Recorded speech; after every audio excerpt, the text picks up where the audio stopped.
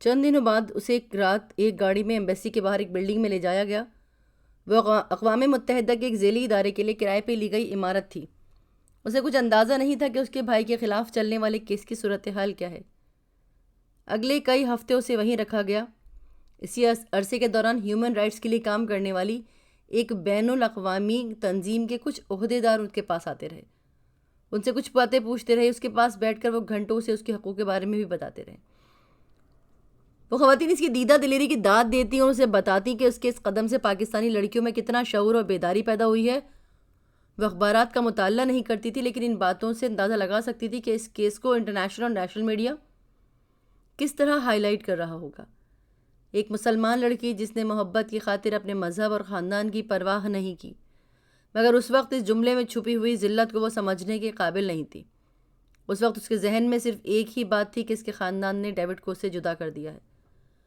وہ اس کی زندگی کے ہولناک ترین دن تھے، گھر سے بے گھر اور نام سے بے نام ہونا اگر تکلیف دہ تھا تو مذہب سے بالکل کٹ کے رہ جانا ایک عذاب۔ مگر ان دنوں اسے احساس نہیں تھا کہ وہ کسی تکلیف نہیں عذاب سے بھی گزر رہی ہے، تبھی وہ کچھ سمجھنے اور سوچنے کے قابل نہیں تھی۔ وہ وہی سوچتی تھی جو اسے کہا جاتا اور وہ اسے ہی ٹھیک سمجھتی، وہ ان باتوں کو جج نہیں کر پاتی تھی۔ سب کچھ ٹھیک نہیں ہو رہا تھا۔ اس بات کا احساس اسے پہلی بار تب ہوا جب اسے ملنے آنے والے کچھ غیر ملکی ننوں نے اسے بائبل کے حوالے سے کچھ مذہبی مواد پڑھنے کے لیے دیا۔ وہ اس مواد کو پڑھنے کے بعد یکدم بے چین ہو گئی۔ اسے احساس ہونے لگا کہ وہ کون ہے اور کیا کر رہی ہے۔ اسے یاد آیا کہ وہ بچپن میں قرآن پڑھتی رہی ہے، ترجمے سے اپنی کتاب کو نہ پڑھنے کے باوجود۔ اسے اپنی کتاب سے محبت تھی، انس تھا، عقیدت تھی، اور اب وہ لوگ اس سے کیا چاہتے ہیں؟ پہلی بار اسے ان لوگوں کے درمیان خوف آنے لگا۔ اسے مذہبی لٹریچر باقاعدگی سے دیا جانے لگا۔ اسے احساس ہونے لگا کہ وہ ایسے گرداب میں پھنس گئی ہے جہاں سے نکلنے کے بعد اس کے ارد گرد پانی ہی پانی ہوگا، زمین نہیں۔ ہر بار ان نن سے کتابیں لینے کے بعد وہ اس کے دل میں اپنی کتاب کو ایک بار پھر چھونے کی اور دیکھنے کی خواہش ہو جاتی۔ ان کتابوں کو لینے کے بعد رکھ دیتی۔ وہ انہیں پڑھنا ہی نہیں چاہتی تھی، اور پڑھنا چاہتی تو بھی ممکن نہیں تھا کیونکہ یہ مٹیریل اس کے لیے نامانوس تھا۔ وہ لفظ سمجھنا مشکل تھا۔ وہ ساری رات جاگ جاگ کر ان چھوٹی چھوٹی آیت اور دعاؤں کو یاد کرنے کی کوشش کرتی جنہیں بچپن میں کبھی اس کی امی نے سکھا کے یاد کرایا تھا، مگر اسے کچھ یاد نہیں آتا۔ اس کے ذہن سے جیسے سب کچھ مٹ چکا تھا۔ اس کا خوف اور وحشت بڑھتی جا رہی تھی۔ چھوٹے سے چھوٹا درود شریف دہرانے میں بھی مشکل ہوتی تھی۔ وہ رات کو کئی کئی گھنٹے درود کے اگلے لفظ کو یاد کرنے کے لیے پاگلوں کی طرح کمرے کے چکر لگاتی۔ بعض دفعہ لفظ یاد آ جاتا، اسے کچھ سکون مل جاتا۔ جب اگلا لفظ یاد نہ آتا تو وہ تکیے میں منہ چھپا کر کتنی کتنی دیر تک روتی رہتی۔ کچھ عرصے کے بعد اسے چرچ کے ساتھ منسلک کر دیا گیا۔ وہ پہلی رات وہاں آنے کے بعد سو نہیں سکی۔ تو یہاں سے جب میں نکلوں گی تو میں کیا ہوں گی؟ کیا میں کبھی یہاں سے نکل بھی سکوں گی یا نہیں؟ وہ ساری رات ایک ہی جگہ بیٹھی سوچتی رہتی، اور یہ سب کئی راتوں سے ہو رہا تھا۔ وہ ان لوگوں کو یہ بتانے کی ہمت نہیں رکھتی تھی کہ وہ ان کے مذہب میں دلچسپی نہیں لیتی، اسے ان کی کتابیں نہیں پڑھنا، اور اس کی باتوں سے بھی انہیں کوئی فرق نہیں پڑتا۔ مگر پھر وہ کہاں جائے گی؟ یہ سب کچھ بتانے اور کہنے کے بعد وہ لوگ اسے چھوڑیں گے تو وہ کیا کرے گی؟ باہر اس کے خاندان والے تھے، وہ ان سے نہیں چھپ سکتی تھی۔ وہ مکڑی کے ایک ایسے جالے میں پھنس گئی تھی جہاں ہر روز اس کے گرد ایک تار کا اضافہ ہو رہا تھا، اور اس جال میں وہ اپنی مرضی سے آئی تھی۔ صبح ناشتے، لنچ اور ڈنر سے پہلے ڈائننگ ٹیبل کے ارد گرد تمام سسٹر کھڑے ہو کر کھانے کی دعا کرتی، جس میں وہ ان کھانے کو ان تک پہنچانے کا ذمہ گاڈ اور یسوع مسیح کو قرار دیتی۔ اس کے لیے کھانا مشکل ہو جاتا۔ وہ ان سب کے ساتھ آنکھیں بند کیے وحشت کے عالم میں دہراتی رہتی، یسوع مسیح میں آپ کی عزت کرتی ہوں، میں آپ کا احترام کرتی ہوں، آپ بھی پیغمبر ہیں، مگر یہ کھانا مجھے اللہ دے رہا ہے، اللہ کے سوا کوئی نہیں، میرے پیغمبر محمد صلی اللہ علیہ وسلم ہیں اور میں ان کی پیروکار ہوں۔ یہ سب کہنے کے باوجود بھی اس کی وحشت میں کمی نہیں ہوتی۔ کتنی دیر، آخر کتنی دیر میں مزاحمت کر پاؤں گی؟ صرف زندہ رہنے کے لیے آخر میں خود کو کتنا گراؤں گی؟ صرف موت سے بچنے کے لیے میں کیا کروں گی؟ کیا مذہب بھی بدل لوں گی؟ وہ سوچتی رہی۔ اس کی ذہنی ابتری اور بڑھ گئی۔ پھر اس رات کے پچھلے پہر مایوسی کی انتہا نہیں تھی۔ اس نے خودکشی کا فیصلہ کیا۔ میں جانتی ہوں جو کر رہی ہوں سب غلط ہے، میرے پاس کچھ نہیں بچا، اپنا دین رہ گیا، میں اسے کھونا نہیں چاہتی۔ میں اب تک ایک گناہ کے بعد دوسرا گناہ کر رہی ہوں، اور اب میں دنیا کا سب سے بڑا گناہ کرنے جا رہی ہوں۔ مگر شاید میں مسلمان کے طور پہ مر سکوں، شاید یہ حرام موت ہی ہے۔ میں جو کر چکی ہوں وہ اتنا ہے کہ اس کے میں مستحق نہیں ہوں کہ مجھے معاف کیا جائے، مگر پھر بھی اللہ میں ریکویسٹ کرتی ہوں کہ مجھے معاف کر دے۔ اس رات کے آخری پہر تک اللہ سے بات کرتی ہوئی روتی رہی۔ اگلے دن صبح سب کے ڈرائنگ روم میں ناشتہ کرنے کے بعد کچن میں گئی، وہاں سے چوری چھپے ایک چھری لے کر آئی۔ وہ اپنے ہاتھوں کی رگیں کاٹنا چاہتی تھی، مگر کوئی نہ کوئی اندر آ ہی رہا تھا، اور وہ نہیں چاہتی تھی کہ وہ بچے، اس لیے وہ رات کو سب کچھ کرنا چاہتی تھی۔ اسی دن سہ پہر کو اسے کانوینٹ میں موجود لائبریری میں جانے کا اتفاق ہوا۔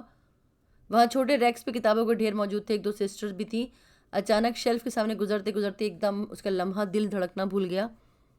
وہاں چند دوسرے مذاہب کی کتابوں کے ساتھ قرآن پاک کا ایک انگلش ترجمہ تھا۔ اس نے اپنے ہاتھوں میں لرزش محسوس کی، وہ وہاں سے ہلنے کے قابل نہیں تھی۔ اسے یوں لگ رہا تھا کہ وہ یہاں سے کہیں جائے گی تو اس کی اپنی کتاب اسے دوبارہ نظر نہیں آ سکے گی۔ سسٹرز نے کچھ اپنی کتابیں نکالی اور وہاں سے چلی گئیں۔ اس نے ان سے کچھ دیر بعد آنے کا بہانہ لگایا اور ان کے جانے کے بعد بے اختیار وہ اس شیلف کی طرف آئی۔ اس نے کانپتے ہاتھوں سے قرآن پاک کو نکال لیا، اور پہلی بار اسے احساس ہوا کہ لوگوں کو جب خزانے ملتے ہیں تو ان کا کیا حال ہوتا ہے۔ وہ دونوں ہاتھ سے قرآن پاک سینے سے لگا کر گھٹنوں کے بل زمین پر بیٹھے ہوئے تحاشا روتی رہی۔ یہ وہ کتاب تھی جس کو دیکھنے کے لیے اور چھونے کے لیے وہ پچھلے کئی ماہ سے ترس رہی تھی۔ بہت دیر بعد برستی آنکھوں کے ساتھ اس نے کپ کپاتے ہاتھوں سے قرآن پاک کھولا، لرزتی ہوئی آواز میں تلاوت کرنے لگی۔ دھند چھٹنے لگی، اس کے پیروں کے نیچے گردش کرنے والی زمین تھم گئی، ہر چیز جیسے ایک بار پھر اپنی جگہ پر آنے لگی۔ مجھے مرنا نہیں ہے، مجھے زندہ رہنا ہے۔ گناہ کیا ہے تو اس کی سزا پانی ہے، لیکن خودکشی نہیں کرنی۔ اور اب مجھے انکار کرنا سیکھنا ہے ہر اس چیز کو جو میرے اللہ کو پسند نہیں۔ مجھے ایک بار پھر رستے کو چننا ہے اور ڈھونڈنا ہے جس سے میں بھٹک گئی ہوں۔ اس رات اس نے اپنی زندگی کے نئے ضابطے طے کیے۔ اس رات تہجد پڑھتے وقت اسے وہ ساری آیات یاد آنے لگی جنہیں یاد کرتے پہلے اسے گھنٹوں لگتے تھے، اور اس رات اس آیات میں سے اسے کوئی بھی نہیں بھولی۔ مجھے صرف اب ایک چیز چاہیے، اس کے علاوہ اور کچھ نہیں۔ میں چاہتی ہوں میرا ایمان باقی رہے، میں مرتے وقت بھی مسلمان رہوں، اور میں اس چیز کے لیے باقی ہر چیز چھوڑنے کو تیار ہوں۔ تم چاہو مجھے زندگی مت دو مگر مسلمان رہنے دو۔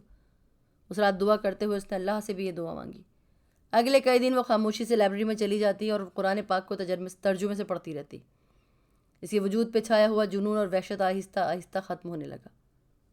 اس سہ پہر کو وہ سب سسٹرز کے ساتھ سیر کے لیے گئی۔ جب بہت عرصے بعد اس نے باہر کی دنیا کو دیکھا، وہیں اس نے حدید کو بھی دیکھا تھا۔ وہ اس کی بات سن کر خوفزدہ ہو گئی تھی کہ یہ جانتا ہے کہ یہ کیا کرنا چاہتا ہے، کہ اس کے علاوہ بھی ایسے لوگ ہیں۔ وہ اسے تلاش کرنے کے لیے پاگلوں کی طرح بھاگی تھی۔ وہ چاہتی تھی کہ وہ اسے اس کام سے روک دے جو وہ کرنا چاہتا تھا۔ وہ اسے تلاش نہیں کر پائی۔ پاؤں میں آنے والے زخم کی وجہ سے کئی دن تک وہ ٹھیک سے چل نہیں پا رہی تھی، مگر ہر بار پاؤں میں ٹیس اٹھنے پر اسے حدید ہی کا خیال آتا۔ میں اللہ کی نظروں سے اتنی گر گئی ہوں کہ اب مجھے وہ کوئی موقع بھی نہیں دینا چاہتا، وہ بار بار یہی سوچتی تھی۔ مگر پھر سال کی آخری رات کو چرچ میں اس نے ایک بار پھر حدید کو دیکھا اور بے اختیار اس کی طرف آ گئی۔ جب حدید نے اس کے پوچھنے پر اپنے بارے میں سب کچھ بتایا تو وہ جان گئی کہ اسے حدید کو کس طرح کنوینس کرنا ہے۔ اسے حدید سے محبت کا ڈرامہ کرنا ہے تاکہ وہ اس کی بات سننے پر مجبور ہو، اپنا ہمدرد سمجھے، اور اس نے یہی کیا۔ حدید کو اس بات پہ یقین نہیں آیا، مگر وہ خاموشی سے اس کی ہر بات سنتا اور مانتا رہا۔ وہ جانتی تھی وہ اس سے جھوٹ بول رہی ہے، اسے ٹریپ کر رہی ہے، مگر اس کے پاس اس کے علاوہ کوئی اور رستہ نہیں تھا، اور اس وقت یہ اسے اندازہ بھی نہیں تھا کہ جب اس کا جھوٹ کھلے گا تو کیا ہوگا۔ جھوٹ بول کر بہت دن حدید سے ملنے چرچ جاتی رہی۔ اس وقت اسے خوف نہیں تھا کہ اس کی فیملی میں سے کسی نے دیکھا تو کیا ہوگا، بس دماغ پر ایک دھن سوار تھی، اسے حدید کو گڑھے میں گرنے سے بچانا تھا۔ شاید یہ نیکی اس کے اپنے گناہ کو معاف کر دے۔ پھر ایک دن حدید نے واپس جانے کا فیصلہ کیا، اور وہ جانتی تھی کہ اب اسے کیا کرنا ہے۔ وہ جانتی تھی اب وہ کسی شوق کا سامنا کرنے کے قابل ہو چکا ہے، وہ پہلے کی طرح مایوس نہیں ہوگا۔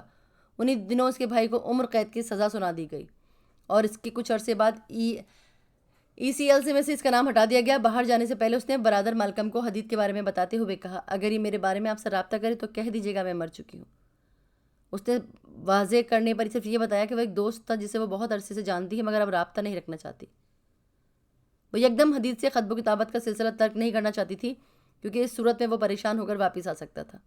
امریکہ جانے کے بعد بھی وہ اپنی ایک دوست کو حدید کے نام کبھی کبھار خط بھجواتی، اور وہ اس کی دوست اس خط کو اپنے نام سے پوسٹ کر دیتی۔ میں نہیں جانتی میں نے یہ سب کیوں کیا، مجھے یہ نہیں کرنا چاہیے تھا یا کرنا چاہیے تھا، لیکن شاید ان دنوں میں اتنا پچھتاووں کا شکار تھی کہ کسی طرح کسی قیمت پہ وہ سب حاصل کرنا چاہتی تھی جو میں نے کھو دیا۔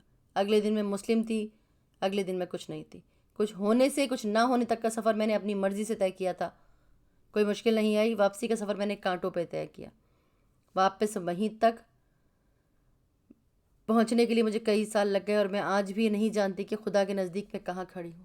تو جب میں نے تم کو اپنا مذہب چھوڑتے دیکھا تو میں نے سوچا اگر میں تمہیں اس کام سے روکوں تو شاید اللہ میرے گناہ معاف کر دے، شاید وہ میری زندگی آسان کر دے، شاید۔ میں مانتی ہوں میں نے خود غرضی دکھائی، اور میں نے سوچا اللہ نیکی کا اجر دے گا، یہاں بھی اور وہاں بھی۔ میں نے سوچا اگر نیکی کروں تو میں مانتی ہوں میں نے بھی اس وقت اپنا ہی سوچا، میں یہ سب اپنے لیے کرنا چاہتی تھی، تمہارے لیے نہیں۔ اپنا مذہب چھوڑ کر جنت سے نکل آئی۔ واپس جنت میں جانے کے لیے مجھے نیکیوں کے سہارے کی ضرورت تھی۔ میں نے تم سے محبت کا اظہار اس لیے کیا تاکہ تم مجھ پر اعتماد کرنے لگو، تاکہ تم یہ سمجھو میں تمہاری محبت میں گرفتار ہوں، اس لیے تمہیں اپنے مذہب پہ قائم دیکھنا چاہتی تھی۔ مجھے اس وقت تم سے محبت ہی نہیں تھی، میں محبت کرنے کے لائق ہی نہیں تھی۔